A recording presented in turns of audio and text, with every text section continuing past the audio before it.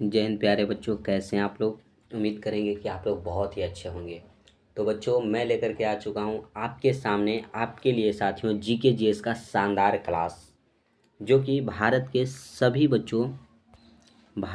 सभी competitive exam के लिए बहुत ही महत्वपूर्ण एक क्लास होने वाला है।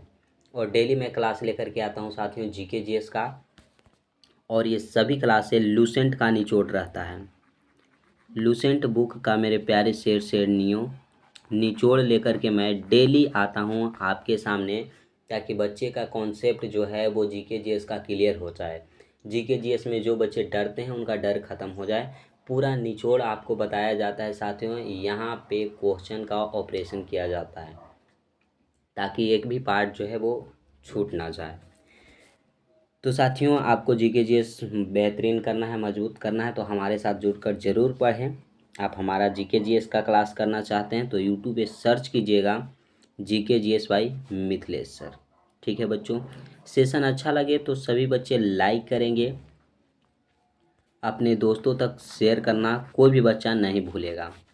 चैनल को हो सके तो सभी बच्चे सब्सक्राइब कर लेंगे, और साथ ही साथ घंटी को दबाकर बेल आइकन को ऑल पे सेट रखेंगे, ताकि नोटिफिकेशन आपको मिले और आप सही समय से क्लास अटेंड कर सकेंगे। पीडीएफ चाहिए साथियों तो टेलीग्राम का लिंक हमने डिस्क्रिप्शन में दे रखा है। आप सभी बच्चे टेलीग्राम से ज़रूर जुड़िएगा, ताकि एक भी प्रश्न बच्चों आपका छूट ना पाए। ठीक है, तो चलते हैं बच्चों पहले प्रश्न पे। बच्चे कहेंगे कि पहला प्रश्न कैसे है सर, इसके पहले तो 80 प्रश्न और होना चाहिए। तो 80 प्रश्न और बच्चों पहले के क्लास में हमने करा रखा है। तो 81 नंबर प्रश्न से हम कराने वाले हैं कि 1526 ईस्वी में बाबर ने किस वंश के शासक को परास्त कर मुगल साम्राज्य की नींव डाली, बताइएगा। तो ये साथियों लोदी वंश के साम्राज्य की नींव डाली थी। लोदी वंश को परास्त करके बच्चों मुगल साम्राज्य की नींव डाली थी। 1526 ईस्वी में आप लोग जानिएगा कि पानीपत का प्रथम युद्ध हुआ था। पानीपत का मेरे प्यारे साथियों, पानीपत का प्रथम युद्ध अगर आपसे पूछ दिया जाए तो 1526 ईस्वी में हुआ था, और सेकेंड युद्ध 1556 ईस्वी में हुआ था। ठीक है, 1527 में साथियों खानवा का युद्ध हुआ था। खानवा का युद्ध 1527 ईस्वी में क्लियर हो जाएगा साथियों। यहाँ तक बाबर की अगर बात किया जाए तो बाबर मुगल वंश का शासक था। मुगल वंश का अगर संस्थापक आपसे पूछ दिया जाए तो बाबर हो जाएगा। बाबर का मूल्य वंश आपसे पूछ दिया जाए तो चगताई वंश था बच्चों। चगताई वंश जो कि बाबर का मूल्य वंश था। क्लियर हो जाएगा।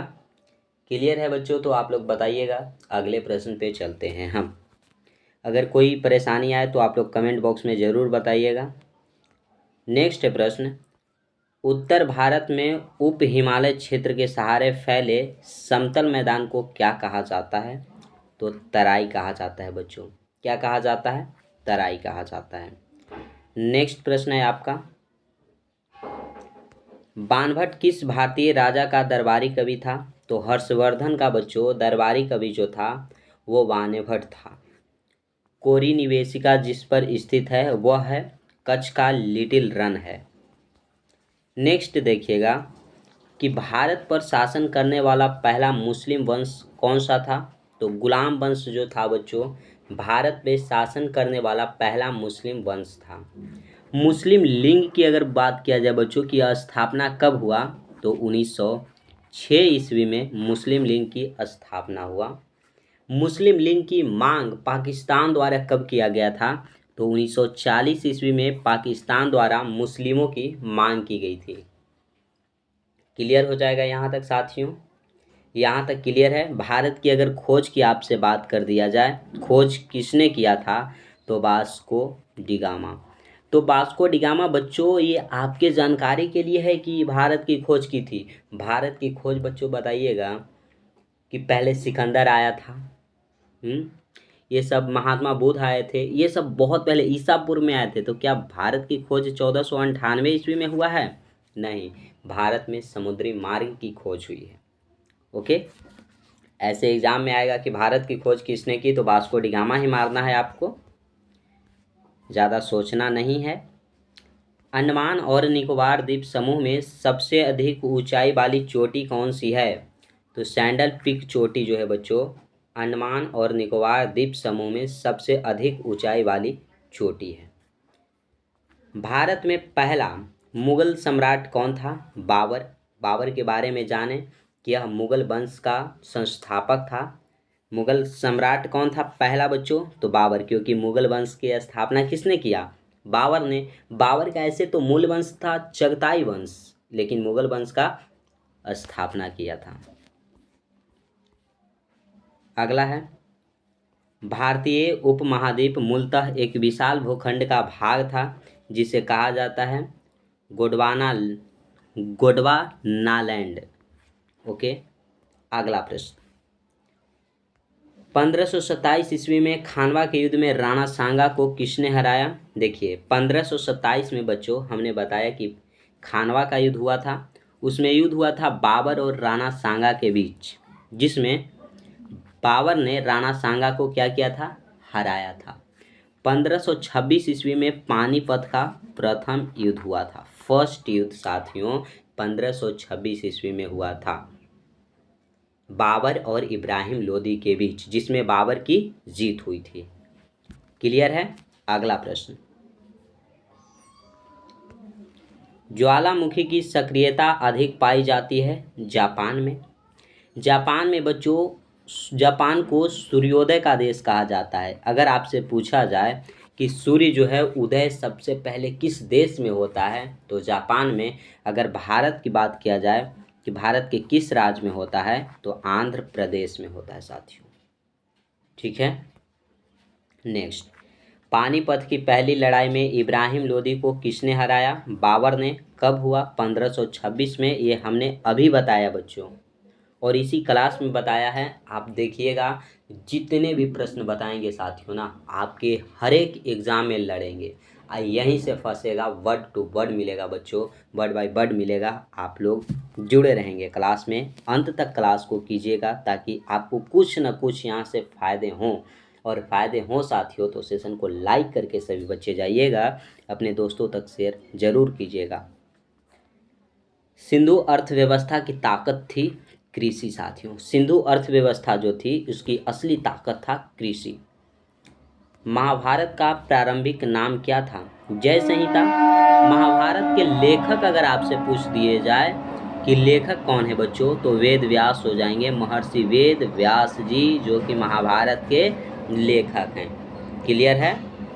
सिंधु घाटी सभ्यता में कालीबंगा किसके लिए प्रसिद्ध है, तो कालीबंगा जो है साथियों, ये आपका पड़ता है राजस्थान में।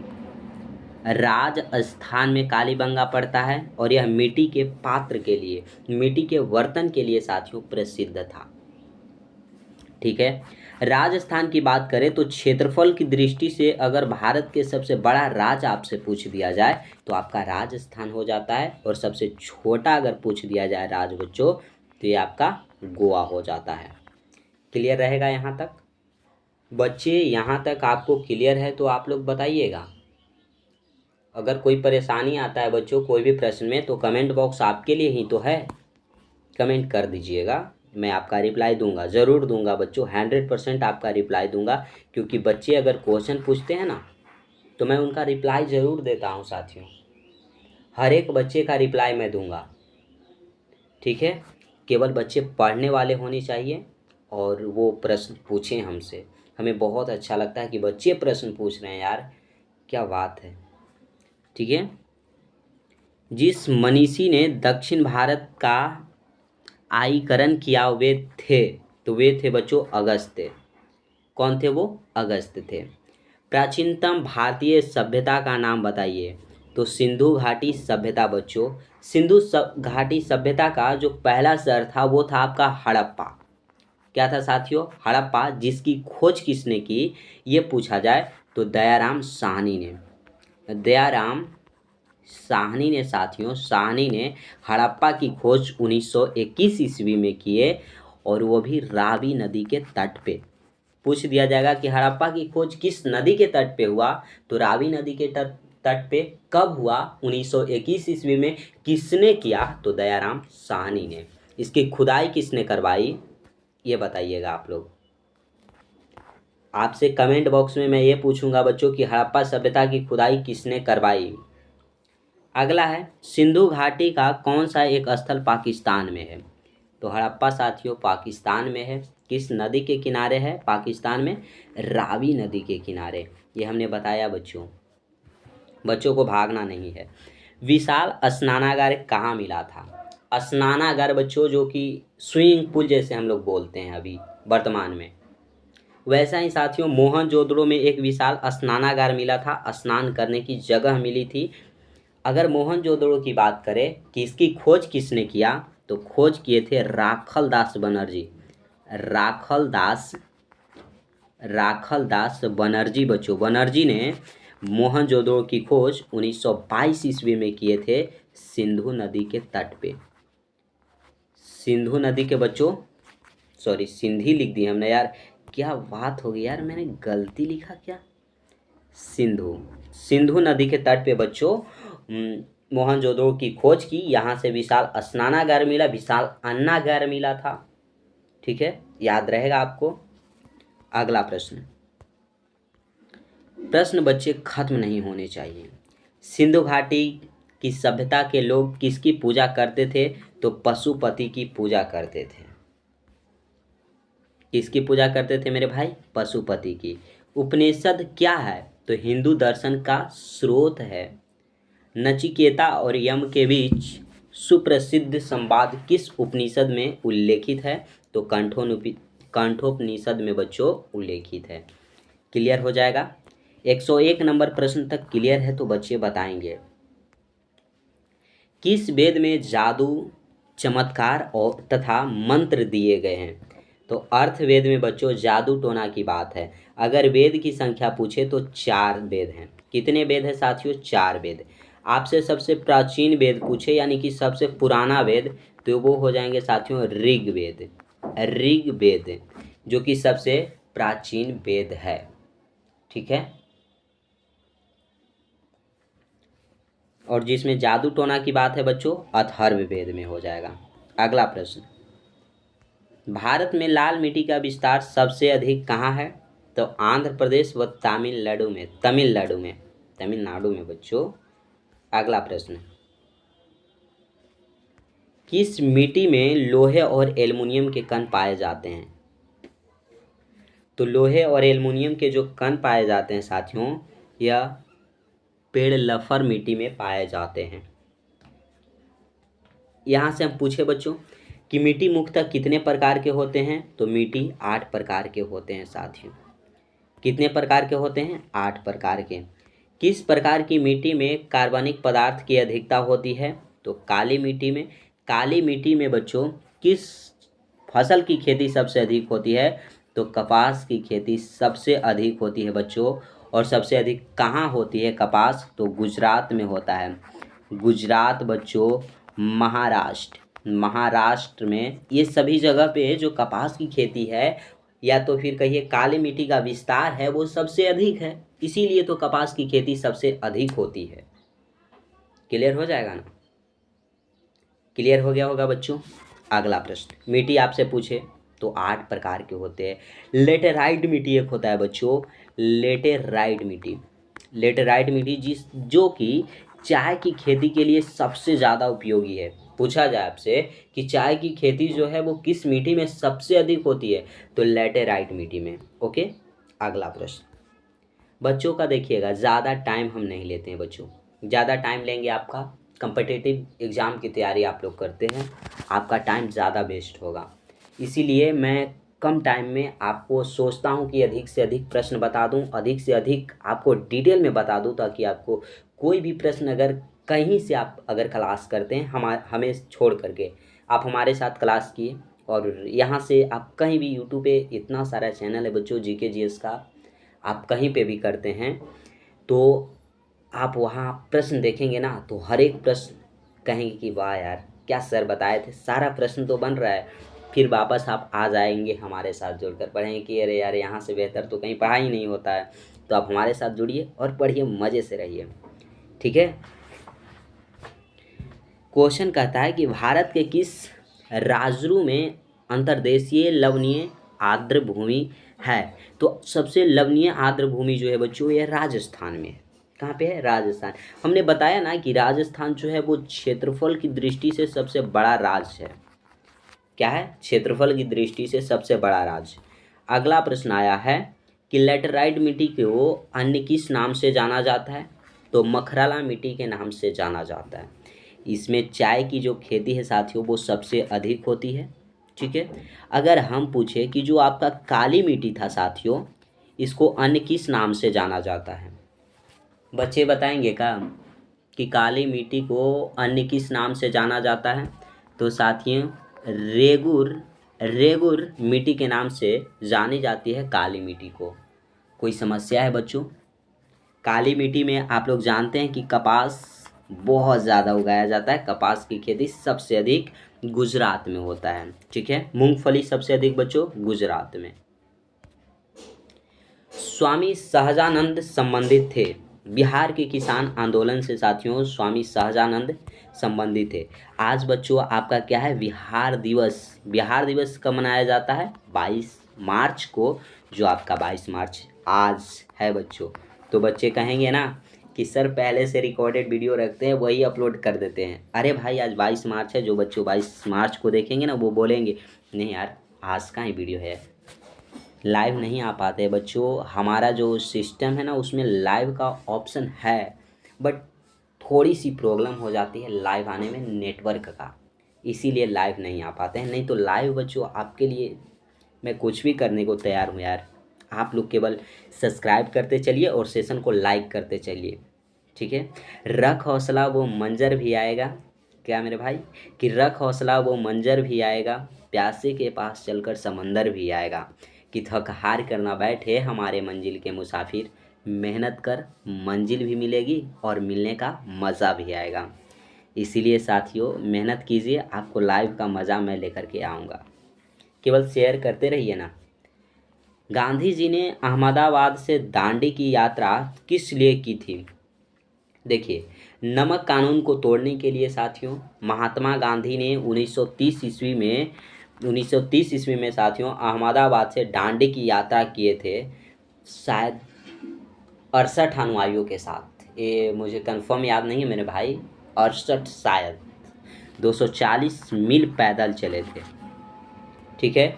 अगर गांधी जी की बात करें, यहाँ पे चर्चा करें कि इनका जन्म कब हुआ था, देखिएगा जन्म तो हुआ था बच्चों 2 अक्टूबर को। ओ सॉरी यार 2 अक्टूबर 1869 ईस्वी में गांधी जी का जन्म हुआ।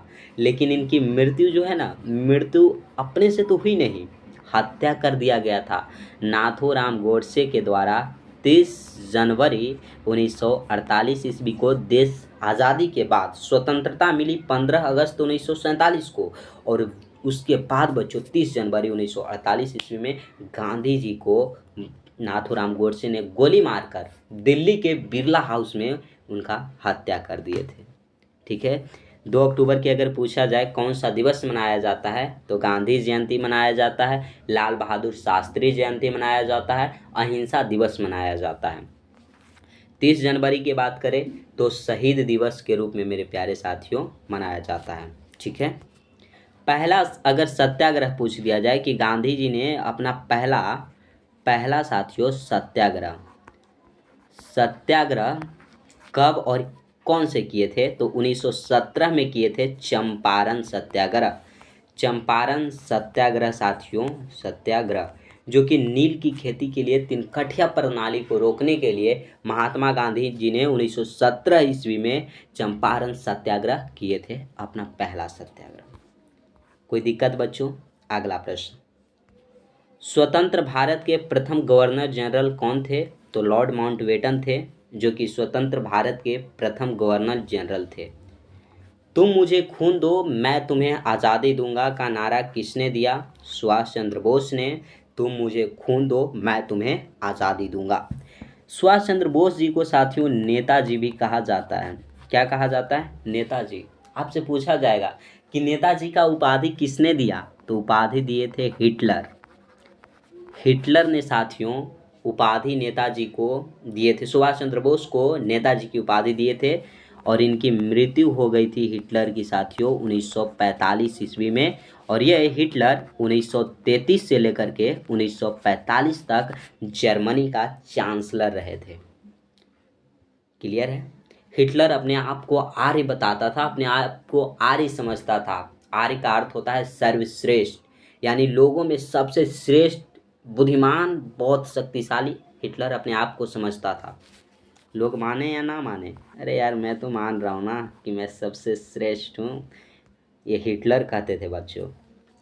रॉलेट एक्ट 1919 किसके कार्यकाल के दौरान अधिनियमित किया गया, तो लॉर्ड चेम्सफोर्ड के कार्यकाल में बच्चों। 1919 ईस्वी में आप लोग जानते हैं कि जालियांवाला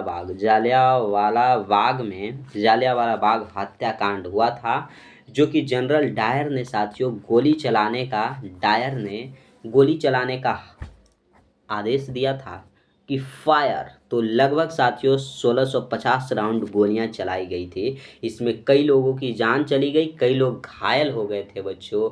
ये हमारे देश के लिए बहुत ही गलत हुआ था। ये अमृतसर पंजाब में हुआ था। अमृतसर में बच्चों एक बाग है, अमृतसर में जालियांवाला बाग, उसी में हुआ था। अमृतसर आपका पड़ता है पंजाब में। क्लियर है। अगला प्रश्न, प्रधानमंत्री लाल बहादुर शास्त्री किस समझौता पर हस्ताक्षर किया, ताशकंद समझौता पर। इनका जयंती मनाया जाता है बच्चों। जन्म कब हुआ था, 2 अक्टूबर को ही हुआ था, इसीलिए लाल बहादुर शास्त्री जयंती मनाया जाता है। भारत में आधुनिक शिक्षा प्रणाली की नींव किससे पड़ी, तो 1835 का मैकाले का विवरण पत्र से पड़ा। ठीक है। अगला प्रश्न साथियों इतना ही बताएंगे। हिंदू महासभा के संस्थापक कौन थे, तो पंडित मदन मोहन मालवीय। आदि ग्रंथ किसके संकलित किया था, तो गुरु अर्जुन देव ने साथियों। ठीक है, आज यहीं तक रखेंगे। सेशन अच्छा लगा होगा मेरे भाई, तो सेशन को सभी बच्चे लाइक करेंगे, दोस्तों तक अपना शेयर करना नहीं भूलिएगा। और चैनल को जो भी बच्चे सब्सक्राइब नहीं किए हैं वो चैनल को सब्सक्राइब करके साथ ही साथ घंटी को दबाकर बेल आइकन को ऑल पे सेट कर लेंगे, ताकि नोटिफिकेशन मिले और आप सही समय से डेली क्लास अटेंड कर सकेंगे। पीडीएफ चाहिए मेरे प्यारे शेर सेनियों, तो टेलीग्राम का लिंक हमने डिस्क्रिप्शन में दे रखा है। आप लोग टेलीग्राम से जुड़िए और पीडीएफ लीजिए, क्लास का इन्फॉर्मेशन आपको मिलेगा बच्चों। और डेली हमारे साथ जुड़ने के लिए हमारे चैनल को ज़रूर सभी बच्चे सब्सक्राइब कर लेंगे। और बच्चों डेली क्लास अटेंड कीजिएगा, डेली क्लास को बच्चों अंत तक देखिएगा। कोई परेशानी हो, कोई समस्या हो, तो आप लोग कमेंट बॉक्स में कमेंट कीजिएगा। ठीक है, आज यहीं तक मेरे प्यारे साथियों। जय हिंद मेरे प्यारे हीरो।